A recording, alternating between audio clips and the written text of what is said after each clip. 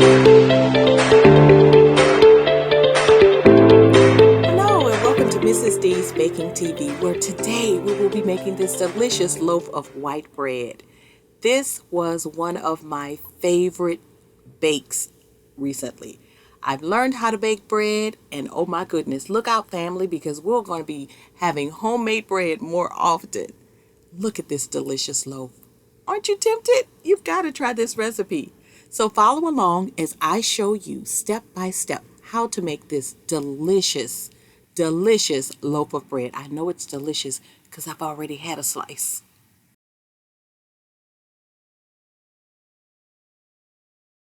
Now for this recipe, you'll need several things. You'll need a large mixing bowl. You'll need a stand mixer. You'll need an 8 to an 8.5 inch loaf pan. You'll need a warm place where you can allow your dough to rise. Now I have a proof setting on my oven, so I was able to allow my dough to rise in my oven. You're going to need, most importantly, your hands in order to mix all of that delicious dough together.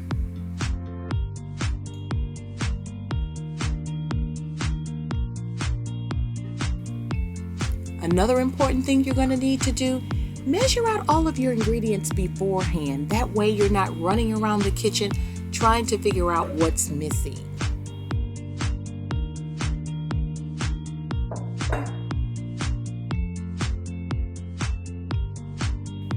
All of the ingredients and measurements for this recipe will be listed in the description box.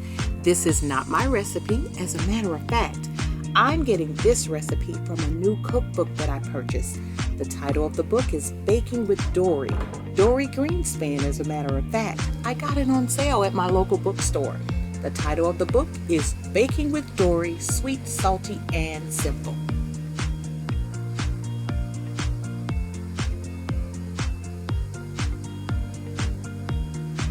Now you're going to have to be patient when baking bread, because this is not something that you can rush.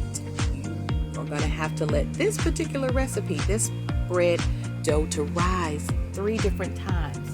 So if you've got the time, bake some fresh bread.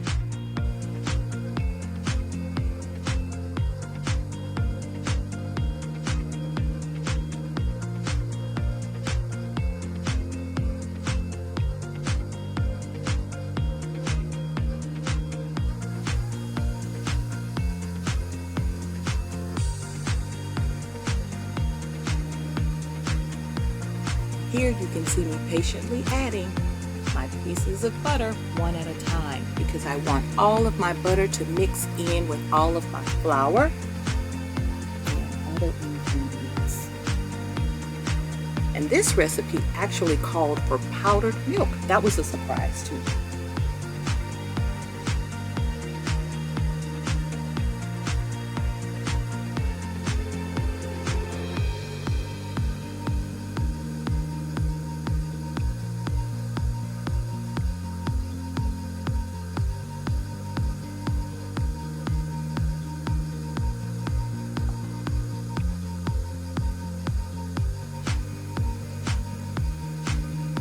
And look closely. You see all of those little butter pieces that I've placed into my flour mixture. Now they're starting to mix into my dough.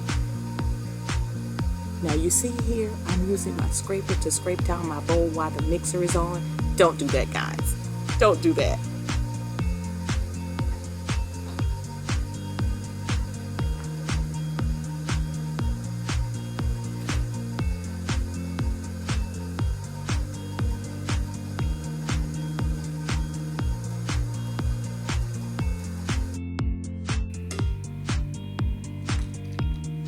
Next, we're going to crack our egg and mix it in with our milk, and we're going to add that to our mixer. Now, if you have a KitchenAid stand mixer, I've read several recipes where they say don't put your mixer above level 2 when making bread. But for this particular recipe, the author of this recipe says that you can mix the dough on low to medium speed. So that's what I did. I'm starting off here on low, and then you'll see me increase the speed on my mixer because I'm following these directions to the letter.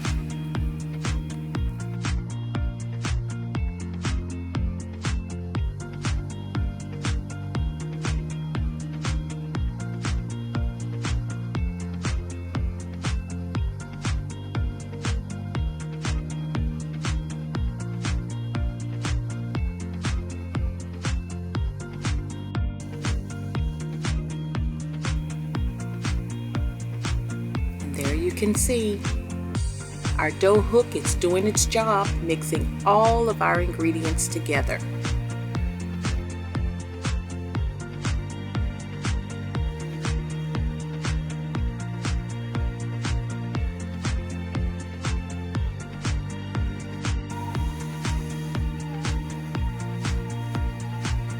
And it's okay if your dough looks like this. That is actually what it's supposed to look like.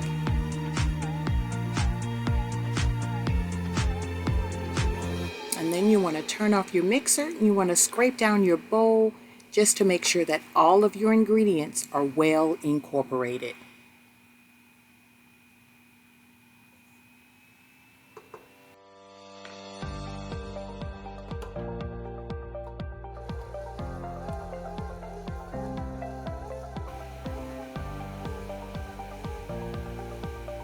At this point, I would not put my mixer above, like I said, a number 2, probably, because you don't want to burn out your motor on your stand mixer.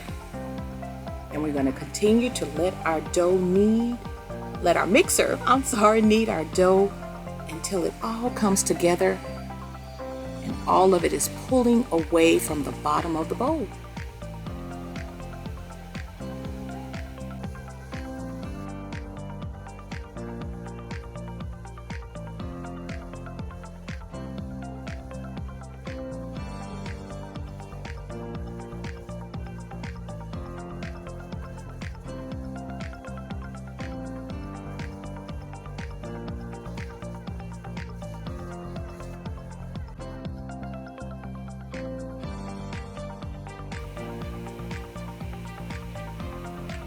Your total time here in kneading your dough is about 8 to 10 minutes.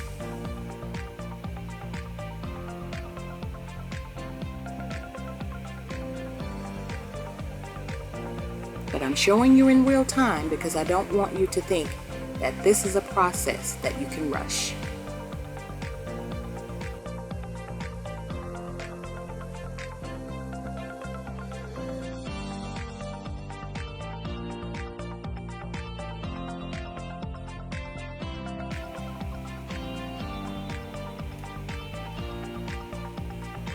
Dough is just the way we need it to be at this point. Now it's time to turn our dough out on to a floured surface.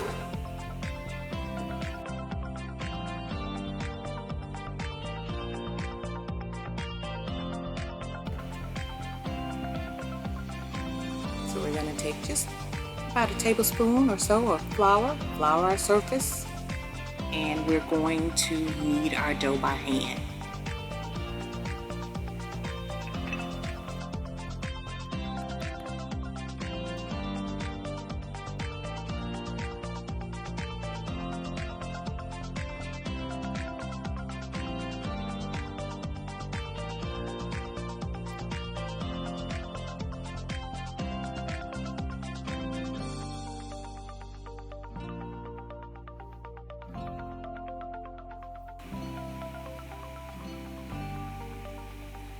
We're going to form it into a ball, and we are going to place our dough into the bowl that you saw me buttering in the beginning of our video, seam side down.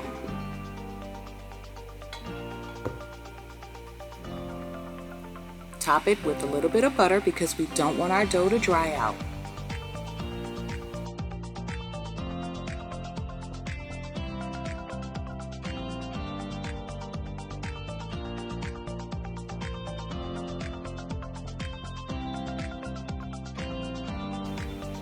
We're going to cover our dough. We're going to place it in a warm area for 1 hour until the dough doubles in size. But remember, I have a proof setting on my oven. So I'm allowed to put it in the oven for exactly 1 hour.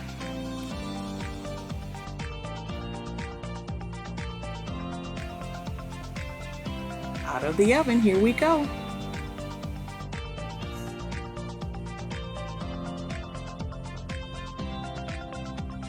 We're gonna press our dough down and see, look, it has doubled in size, guys. Look at that, it's beautiful.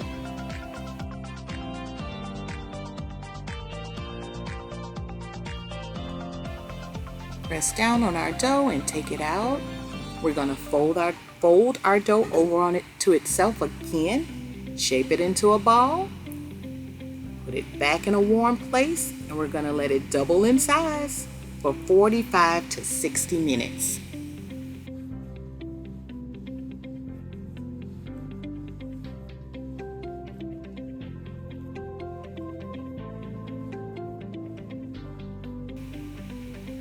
And we say 45 to 60 minutes because if you're allowing your dough to proof on your countertop or so, and your home is warm, you may only need about 45 minutes, just until you see that your dough has doubled in size.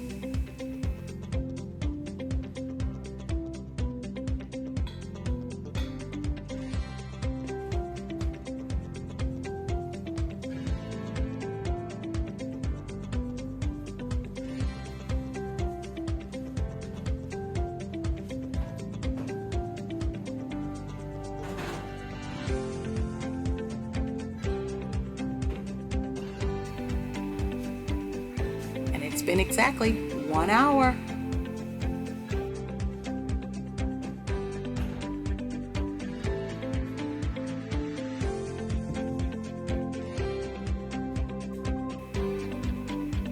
And look at that, it's doubled in size again.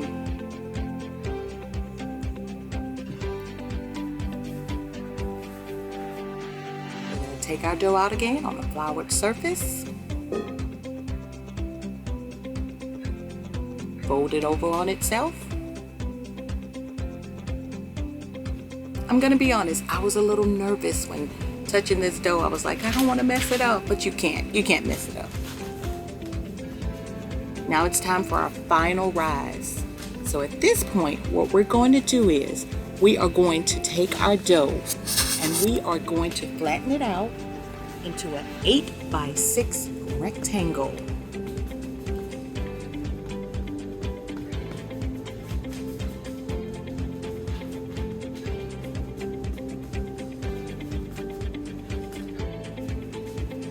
And we're going to roll it tightly. I'm not rolling this too tight. This is my first time. Remember, I love doing things in front of you guys for the first time. That's my motto on this channel. And we're going to pinch the seam. And we're going to place it into our 8-inch loaf pan. Top it with more butter, because we don't want our dough to dry out.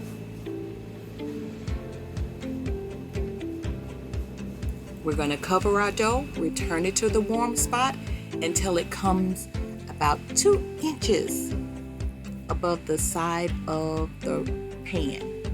Again, for 45 to 60 minutes, depending on how warm it is in your home.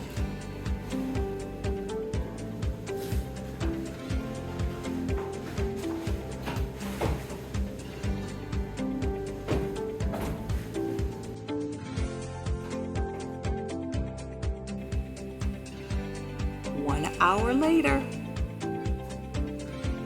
and guys, wait till you see this. And at this time, I'm going ahead and I'm preheating my oven to 375 degrees.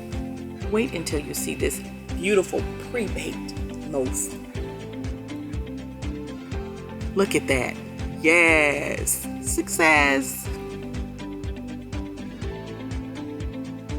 Look at that, guys.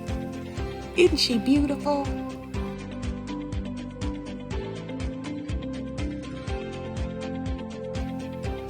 We're going to top it with a little more butter, because remember, our cloth that we placed on top of our butter kind of soaked up some of the butter.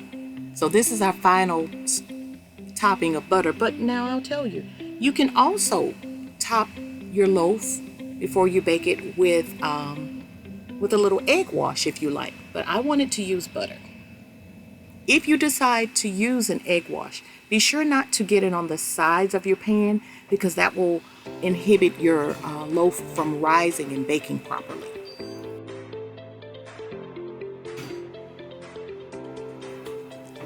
Setting my timer, we're gonna let that bake for 35 to 40 minutes.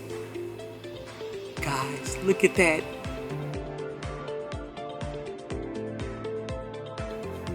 Ta-da! And we're done.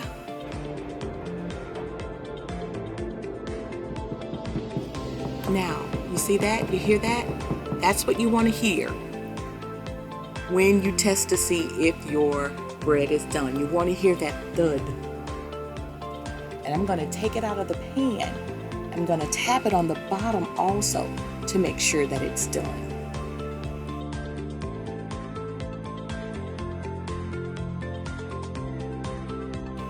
You want to hear like a hollow sound. That's how you know it's done.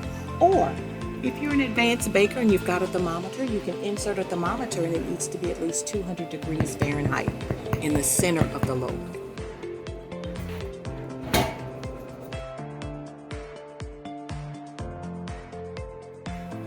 And we're actually going to place this loaf back in the pan and allow it to cool. Look at that, guys. I'm so proud of myself. I'm so proud. Smells delicious. Wish we had smell-o-vision. 5 minutes. Let it cool for 5 minutes. Taste test time. No dance this time. No dance, but it's taste test time.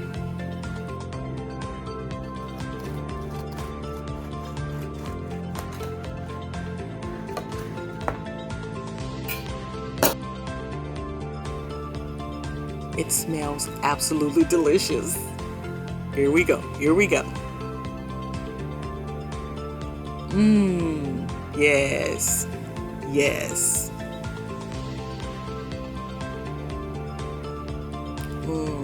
Delicious. Soft and delicious. Guys, thank you so much for joining me today on Mrs. D's Baking TV, where we bake this delicious loaf of bread. It was worth all 3 hours. Yes, it was. It was worth it. You be blessed. Bye. Don't forget to like, bake, and subscribe. And guys, I come out with a new video every Wednesday. Every Wednesday. Turn on your notifications. Thank you again. Be blessed.